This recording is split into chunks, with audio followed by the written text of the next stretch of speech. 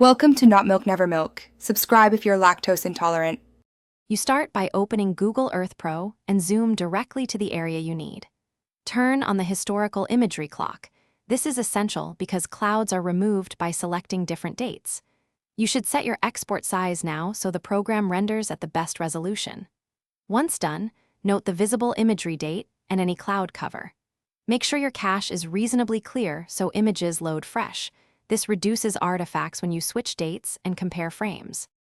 Now you methodically sweep the time slider left and right to find a cloud-free capture. You want a single date where the target area shows minimal or no clouds.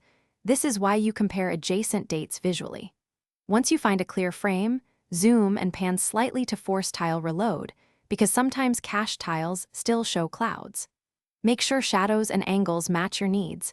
Small changes in sun angle explain differences between dates, so pick the best compromise of clarity and lighting.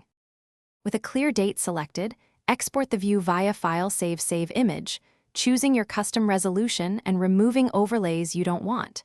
You must confirm the imagery date shown by the clock matches the exported frame, otherwise you may copy a cloudy tile.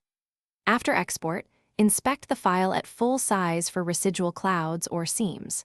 If problems remain, clear the local cache and repeat the date sweep. Often an alternate nearby date yields a cleaner result when initial frames still show artifacts. Thanks for watching. If this was helpful, leave a like and consider subscribing. See you next time.